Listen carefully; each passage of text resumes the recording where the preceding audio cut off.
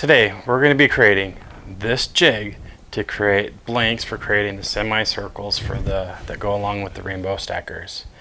My name's Casey and this is Yeah Maker. Welcome to Yeah Maker.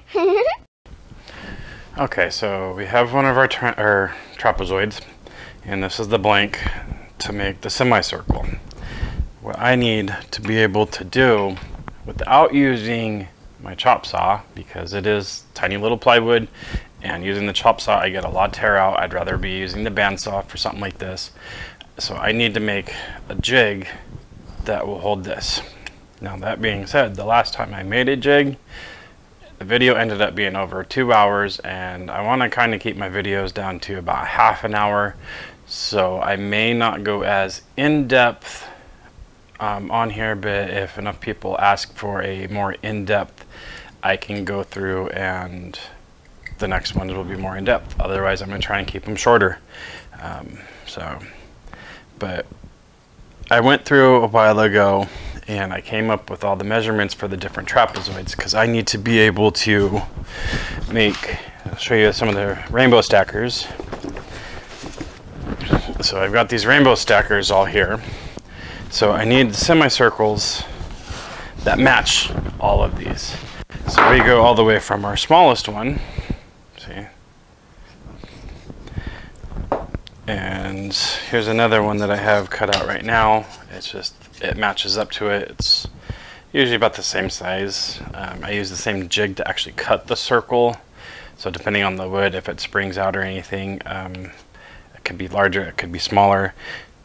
Also with the blade deflection, because this is almost 3 inches thick, whereas this is a 1/4 inch thick, it's not gonna deflect as much as whereas this. So this can actually, because of the turn, it's gonna try and pull the blade in a little bit. So sometimes it'll be a little bit smaller, but after sanding and everything, they turn out pretty good. So, but I have all the way from this being the smallest to this large. These ones, unfortunately, I think I will have to still do it on my miter saw, just due to the size. I don't think I'm going to have enough room to cut out the trapezoid blanks on my bandsaw. I can cut out the semicircle on the bandsaw. I just don't think I can cut out the trapezoid blanks, but we'll see. So I kind of last night, I came up with an idea of what I want to do. So we're going to put that up on the screen here for you. So all the way across, I want it to be about 2 feet. Top to bottom is 27 inches. That's furthest away to the closest to me is 27 inches. And then you can see there's a guide where the bandsaw blade is going to go. I want that to come down about 12 inches. Now, that 15 inch that you see at the bottom, that is actually a separation between 2 pieces. And the reason for this is the section on the left side here is going to stay put. The section on the right is actually going to slide up and down in the track, in the miter track. That one's going to have the angle on it. The other side is going to have the stops. So basically, I'm going to take the piece and say like the blade is pointing down this way. So here's our blade, a blade down this way. So I'm going to be cutting through this way. So then when I shift it down, I'll flip it and then cut this way again. Same as that I do on the miter saw, except for this is a lot better cut. Let me show you up close, other than the wobbles from doing it freehand. But I don't get the tear out on here like I do with the miter saw. So this time, these are the only plans I have. So let's go ahead and get started. And I'm not going to explain what I'm doing this time. A lot of people, I don't know if they didn't pay attention to it. They'd rather just see what I'm doing. So till the end, most of this is going to be a fast forward type montage. So see you when we get there.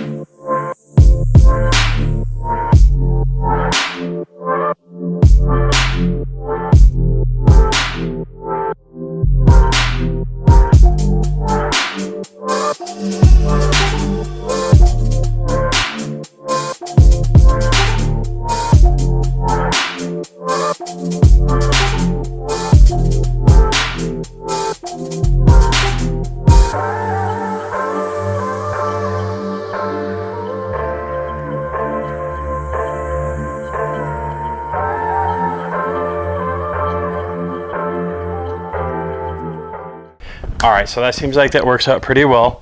Out of the small ones, I was able to cut, let's go 5, 10, 15, 17 of those in a couple seconds, whereas before I'd have to do a little bit longer, but it tears the wood up a whole lot worse. Whereas this one, I have nice clean edges on those smaller ones. Up to the larger size, because I still have 2 sizes that I cannot do on there. It's just not enough room. That is a 14-inch bandsaw. I have to move up to a larger size. But even on this third closest to the largest, so out of 12 pieces, number 10, on a 60-inch piece, I was able to get 5 of them. So that works out pretty well. That's going to help me out immensely, and anybody else that's, you know, if they're making these semicircle stackers, this will definitely help. I thought of some other stuff that I can do with it too. So ideas. All right, well, I hope you enjoyed everything. If you did, please give us a like. If you'd like to see more content like this, go ahead and subscribe, and have a wonderful day. Goodbye.